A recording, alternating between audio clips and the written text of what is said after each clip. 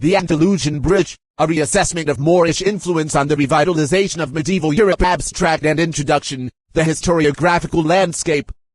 The narrative of European history has traditionally been organized around a tripartite structure: the collapse of the classical world of Greece and Rome, a millennium of intellectual and social stagnation pejoratively termed the Dark Ages, and the sudden, brilliant illumination of the Renaissance.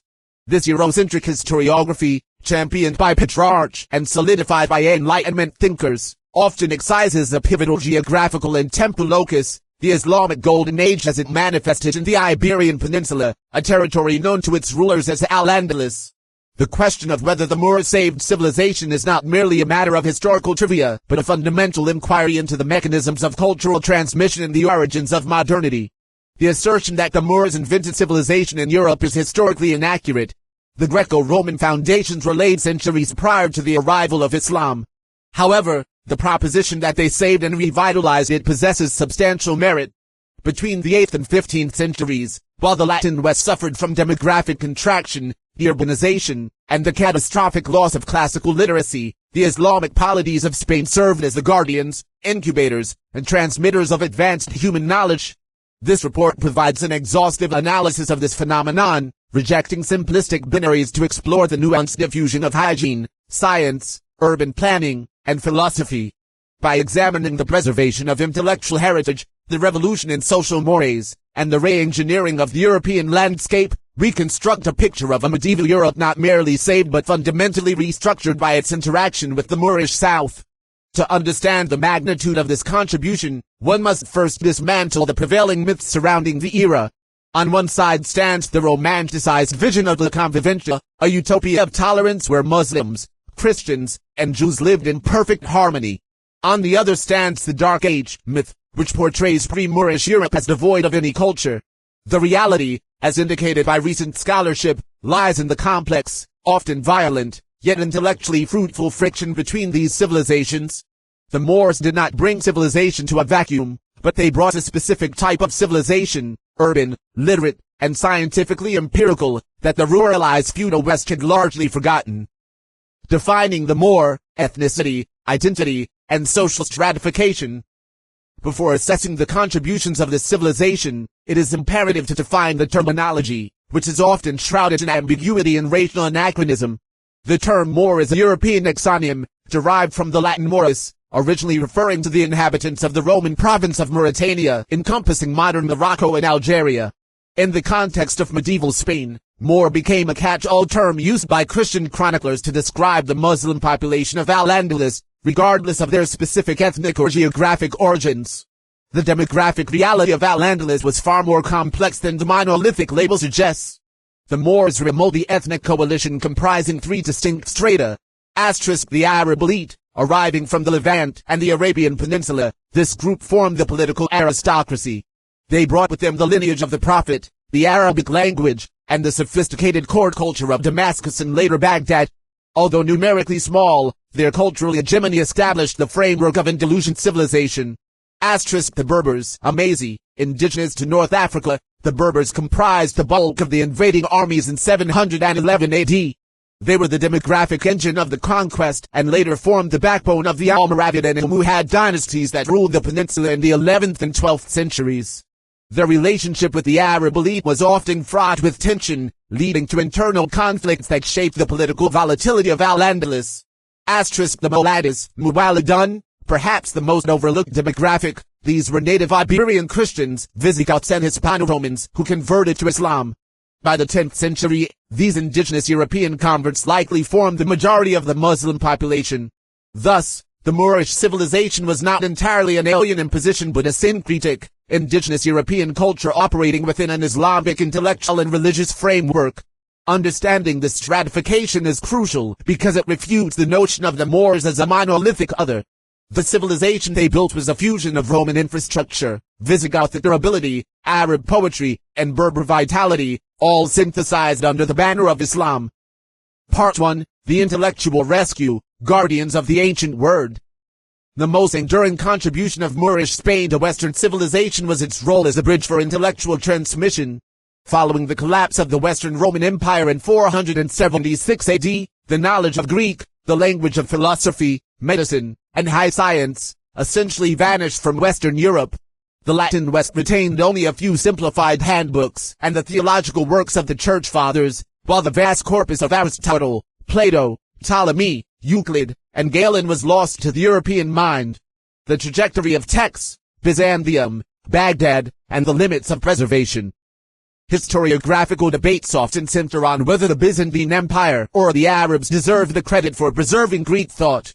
It is undeniably true that the Byzantines, speaking Greek, physically possessed the original manuscripts of the classical masters. However, possession does not equate to utilization or transmission.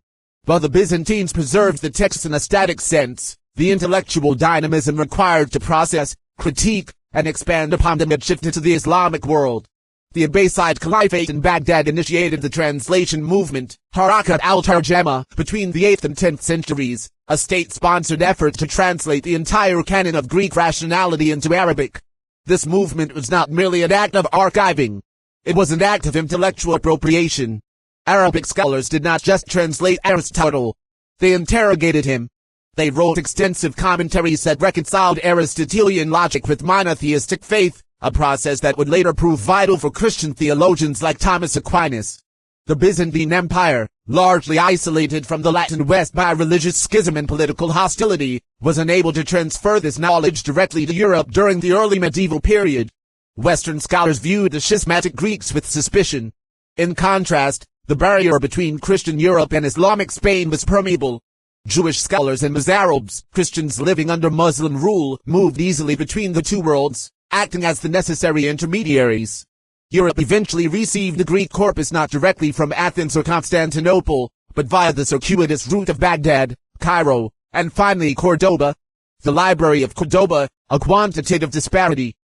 The disparity in intellectual resources between Al-Andalus and the rest of Europe in the 10th century was staggering. Under the Umayyad Caliph Al-Hakam II, r. 961-976, the Royal Library of Cordoba was transformed into a massive repository of human knowledge. Contemporary chroniclers and modern historians estimate that the library housed approximately 400,000 volumes. The catalog alone, listing the titles of the books, reportedly consisted of 34 volumes of 20 sheets each. To contextualize this figure, one must look at the libraries of Christian Europe during the same period. The famous monastery of St. Gall in Switzerland, a beacon of northern European learning, possessed perhaps 400 to 600 manuscripts. The cathedral library at Canterbury likely held fewer than 100. This quantitative gap represents a qualitative chasm in the availability of information. Table 1. Comparative library resources in the 10th century. Pipe institution, pipe location, pipe estimated volume count, pipe primary content focus, pipe pipe dash dash dash pipe dash dash dash pipe dash dash dash pipe dash dash dash pipe. Pipe Royal Library of Cordoba, pipe Al-Andalus, Spain, pipe tilde 400,000, pipe science, philosophy, medicine, poetry, law, astronomy, pipe pipe Monastery of St. Gall, pipe Switzerland, pipe tilde 400-600, pipe liturgy, scripture, patristics, hagiography, pipe pipe Sorbonne, early library, pipe Paris, founded later, pipe less than 2000, by 13c, pipe theology, logic, canon law, pipe pipe Canterbury Cathedral, pipe England, pipe less than 100, pipe religious texts, gospels, pipe. This accumulation of knowledge in Cordoba was facilitated by a technological revolution, the introduction of paper, the materiality of literacy, paper versus parchment. One of the critical, yet often overlooked, mechanisms of the Moorish intellectual rescue was the introduction of paper-making technology to Europe. Prior to this, European book production relied on parchment or vellum, processed animal skins. Parchment was durable but prohibitively expensive. A single Bible could require the skins of 300 sheep. This material constraint ensured that books remained rare, luxury objects, restricted to the clergy and the ultra-wealthy. The art of paper-making, learned by the Arabs from Chinese prisoners of war in the 8th century, spread across North Africa to Spain. The first paper mill in Europe was established in Xneva, near Valencia, in 1151 AD. The paper produced in Xneva was exported across the Mediterranean, providing a cheaper, abundant writing surface. This technological shift democratized literacy. It allowed for the proliferation of not just religious texts, but administrative records, scientific treatises, and poetry. Without the Moorish introduction of paper, the later explosion of printing in the 15th century would have been economically impossible. Gutenberg's press should have had nothing affordable to print on. The Toledo School of Translators, the mechanism of transfer. The intellectual rescue became operational and systematic following the Christian reconquest of Toledo in 1085. The city, a former Moorish capital, housed vast libraries of Arabic texts. Rather than destroying these works, the enlightened Archbishop Raymond of Toledo and later King Alfonso X the Wise encouraged their translation. This initiative became known as the Toledo School of Translators. The translation process was often a collaborative, trilingual effort. A Jewish scholar, fluent in Arabic and the Romance vernacular, would translate the Arabic text aloud into Castilian. A Christian scholar, fluent in Romance and Latin, would then draft the Latin version. Through this conduit, the works of Ptolemy, the Almagest, Euclid, the Elements, and the medical encyclopedias of Avicenna, Ibn Sina, and Al-Razi entered the European university curriculum. It is essential to recognize the specific contributions of translators like Gerard of Cremona, an Italian scholar who came to Toledo specifically to find Ptolemy's Almagest. Finding a wealth of Arabic scientific literature, he stayed for decades, translating over 80 major works. Without this specific transmission belt, the 12th century Renaissance and the later Italian Renaissance should have been conceptually impossible, or at least delayed by centuries. Part 2. The Scientific and Mathematical Revolution. If the intellectual rescue was about preserving the past, the scientific contributions of the Moors were about inventing the future. The Latin West in the early Middle Ages relied on Roman numerals, a system excellently suited for monuments and dates, but wholly inadequate for complex mathematics, algebra, or theoretical abstraction. The gift of zero in Arabic numerals. The introduction of the Hindu-Arabic numeral system, 0, 1, 2, 3, is arguably the single most important practical contribution of Moorish culture to European daily life and science. Asterisk the concept of zero, Sifr, the Romans had no zero. The concept of nothing as a placeholder was alien to their system. The Moors, adopting the concept from India and refining it, introduced Sifr, the cipher. This allowed for positional notation, distinguishing between 10, 100, and 1000 with a simple placeholder rather than new symbols. Asterisk the abacus versus the algorithm. Gerbert of Aurillac, later Pope Sylvester II, who studied in the borderlands of Islamic Spain and Catalonia, was one of the first influential Europeans to introduce the Arabic-influenced abacus and the decimal system to Europe in the late 10th century. However, it was the translation of Al-Khwarizmi's work Al-Kitab al-Mukhtasar fi Hisab al-Jabr wal-Muqabala, from which we derive the word algebra, that eventually popularized the numerals. The very word algorithm is a Latinization of Al-Khwarizmi's name. Asterisk economic impact. This shift was not merely academic. It facilitated the commercial revolution of the High Middle Ages. Double-entry bookkeeping, complex banking, risk assessment, and architectural engineering required the efficiency of the decimal system. The transition from Roman to Arabic numerals enabled the calculation of interest in the management of large-scale trade, underpinning the rise of the Italian merchant republics. Medical mastery, Al-Zarawi and the birth of surgery. In the realm of medicine, the contrast between North and South was visceral. While Northern European medicine often relied on superstition, relic veneration, and a crude understanding of humors, Andalusian medicine was empirical, experimental, and highly technical. The hospitals, Maristans, of Al-Andalus were institutions of healing that segregated patients by disease, a practice unknown in the undifferentiated hospices of Europe. The giant of this field was Abu al-Qasim al-Zarawi al-Makasis, who lived in Cordoba in the 10th century. His magnum opus, the Kitab al-Tasrif, is a 30-volume encyclopedia of medicine that served as the standard textbook for surgery in Europe for 500 years. Key surgical innovations of al-Zarawi. Asterisk catgut sutures. Al-Zarawi was the first to use dissolving catgut for internal stitches, a practice that remains a standard in modern surgery. He reportedly discovered the dissolvable nature of the material when his monkey ate the strings of his lute. Asterisk surgical instruments. He designed and illustrated over 200 surgical instruments. Many of these, including scalpels, bone saws, vaginal speculums, and forceps for extracting dead fetuses, are direct ancestors of tools used in modern operating rooms. Asterisk hemophilia and pathology. He provided the first clinical description of hemophilia, recognizing its hereditary nature, and described abdominal pregnancies, advancing the understanding of obstetrics. anesthesia and contagion theory.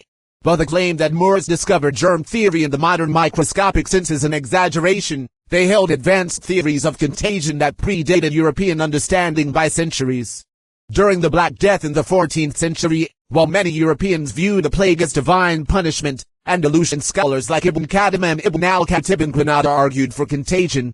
Ibn al-Khatib wrote, "The existence of contagion is established by experience, investigation, and the evidence of the senses, explicitly recommending isolation, a precursor to modern quarantine."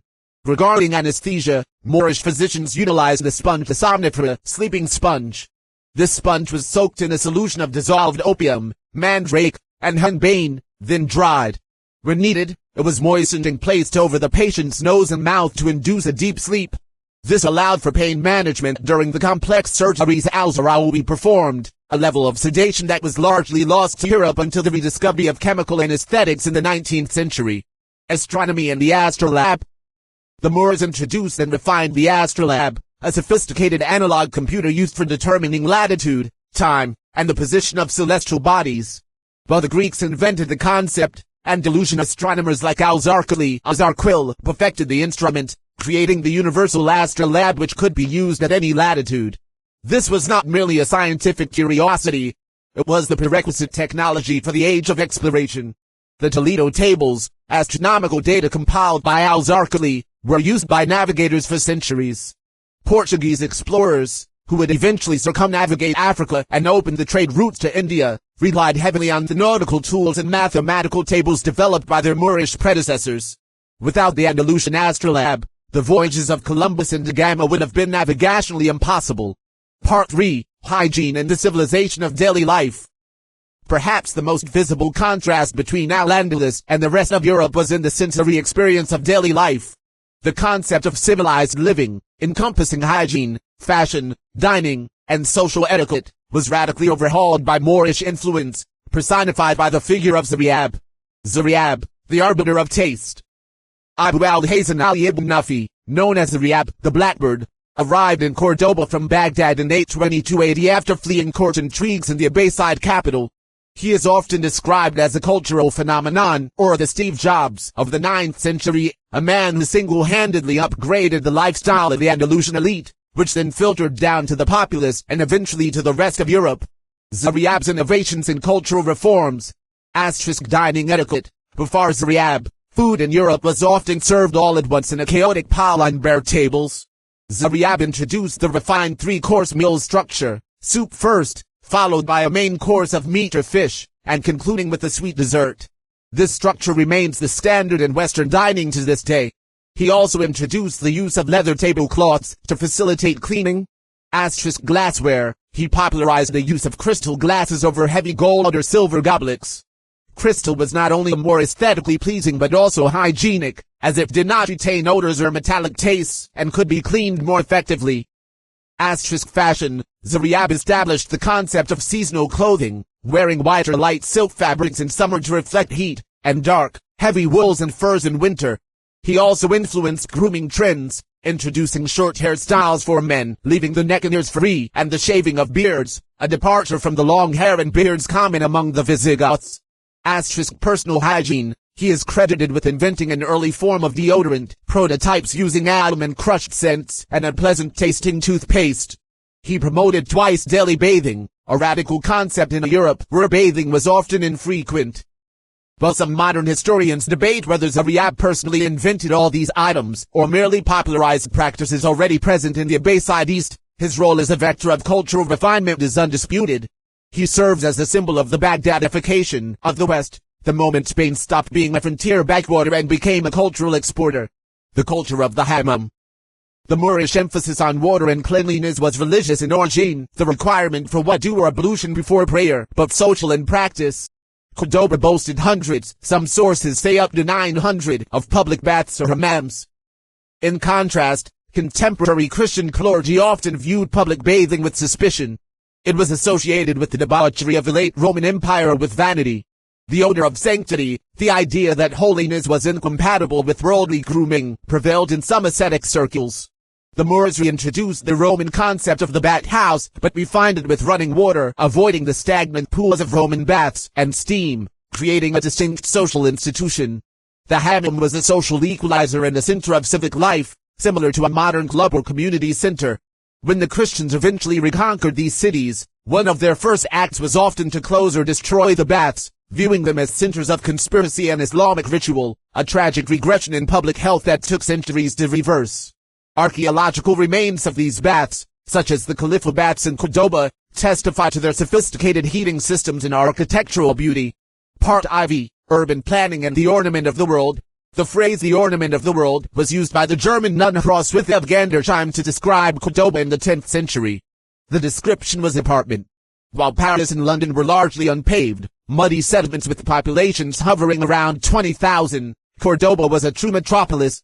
Estimates of its population vary, but it was certainly the largest city in Western Europe, with figures ranging from 100,000 to 450,000 inhabitants. Infrastructure, paving, lighting, and sanitation. The material conditions of Cordoba were centuries ahead of its northern counterparts, driven by a centralized state with the capacity for large-scale public works. Paved streets. Archaeological evidence confirms that Cordoba and its satellite palace city, Madinat al-Zuria, possessed extensive paved street networks. Crucially, these streets often featured raised sidewalks for pedestrians, separating them from the muck and danger of animal traffic and carts, a feature that would not become common in London until the modern era. Street lighting. There is persistent historical evidence, supported by accounts of chroniclers like Ibn Sa'id, that Cordoba utilized public street lighting. Oil lamps were attached to the outer walls of houses and corners, fueled by the abundant olive oil of the region. It was said that one could travel for 10 miles by the light of these lamps. While this may be poetic exaggeration regarding the distance, the existence of municipal lighting is a stark contrast to the pitch-black streets of contemporary Paris. Drainage and sanitation. Recent archaeological studies of Cordoba's sanitation system reveal a centrally planned network of sewers and carefully regulated cesspits. The city employed a Sahib al-Sik market inspector who enforced regulations preventing water contamination and ensuring the cleanliness of the streets. This level of municipal oversight and public health infrastructure was unmatched in the north. Water engineering. The acequias. The arid landscape of Spain required mastery over water. The Moors did not just pray for rain, they engineered it. They expanded Roman irrigation systems and introduced the acequia from the Arabic al-Saqiya system. These were community-operated irrigation canals that diverted water from rivers to fields using gravity. Crucially, this was not just technology but sociology. The Moors introduced the Tribunal of Waters, Tribunal de las Aguas, in Valencia to adjudicate water disputes. This court, which meets to this day, established a legal framework for resource sharing that allowed for intensive agriculture in a dry climate. The success of this system turned the dry plains of Valencia and Granada into the gardens of Europe. Part V. The Green Revolution, Agriculture and Diet. The Arab Agricultural Revolution, a thesis proposed by historian Andrew Watson, posits that the Islamic world diffused a package of 18 key crops across the Mediterranean, fundamentally altering the European diet and economy. This transfer of flora was arguably as significant as the transfer of books. New crops in the summer cycle. Pre-Islamic Mediterranean agriculture was largely based on the Roman winter cycle, wheat, barley, which grew during the rainy season and left the land fallow during the hot, dry summer. The Moors introduced summer crops that required irrigation, effectively doubling the productivity of the land and creating a 4-season agricultural cycle. Table 2. Key crops introduced or popularized by the Moors in Europe.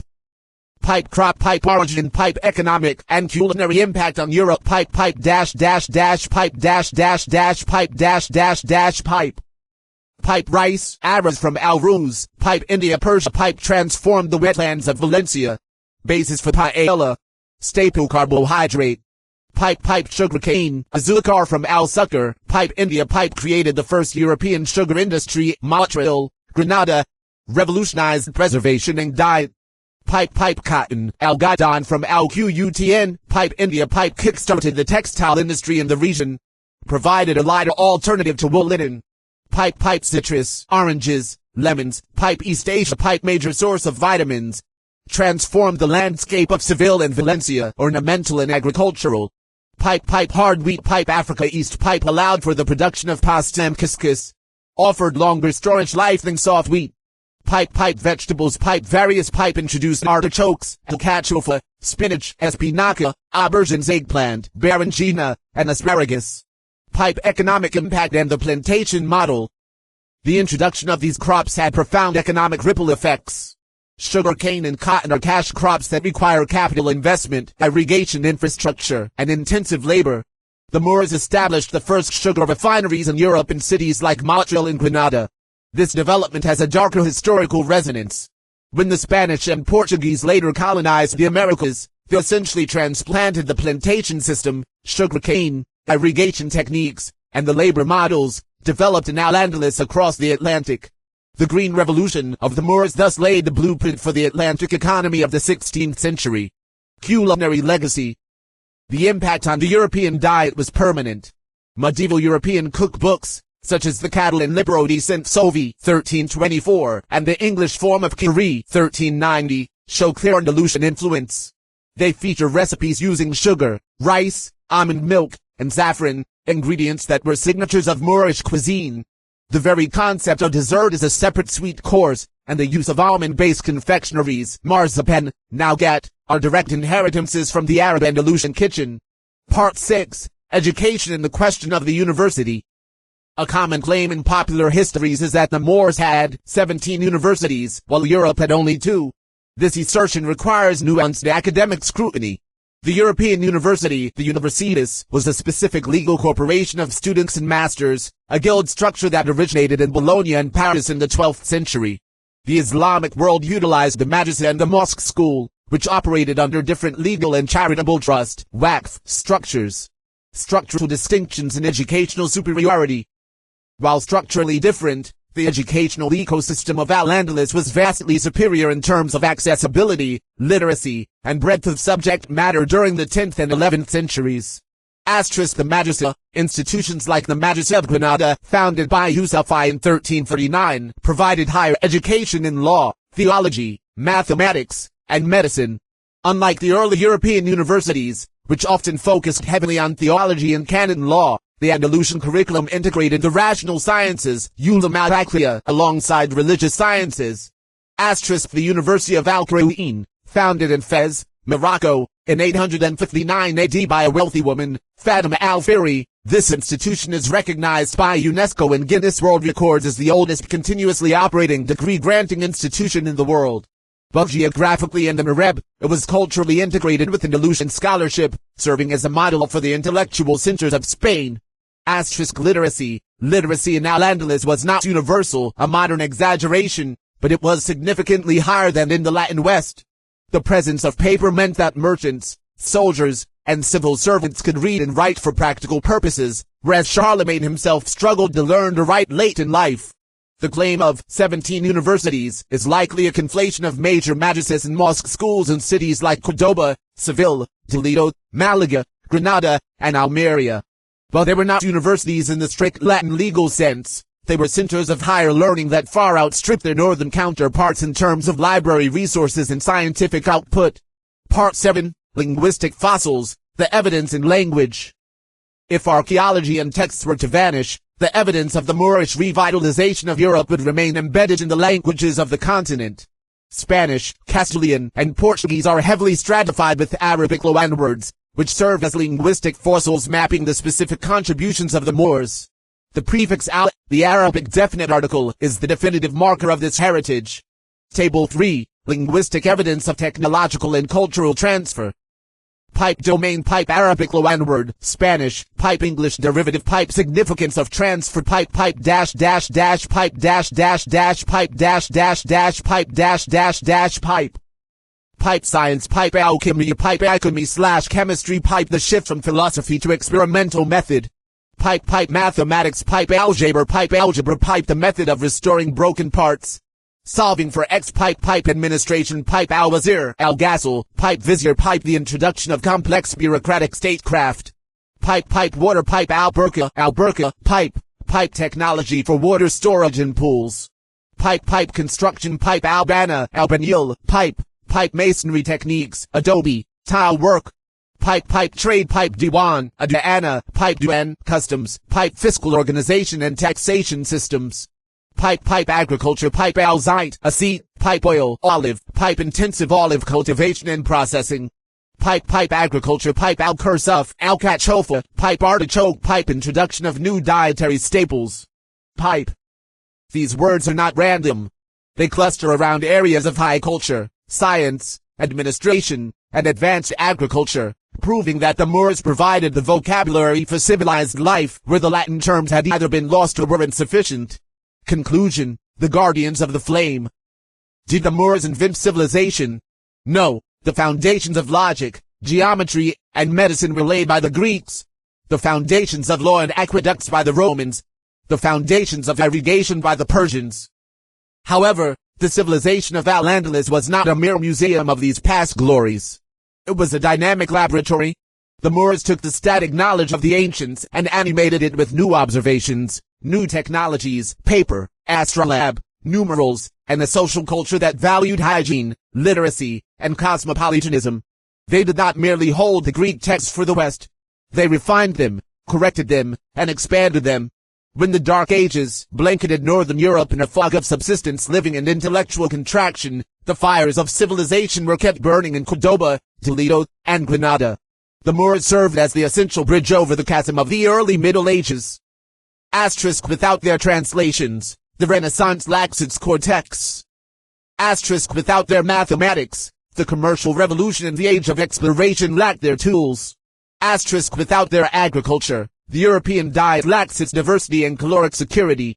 Asterisk: without their urbanism, the concept of the paved, lit, and sanitized city remains lost to memory. They were the saviors who revitalized a collapsing continent, offering it the tools to eventually surpass them. In this nuanced light, the Moorish contribution to Europe was not an invasion, but a necessary infusion of lifeblood into the arteries of the West.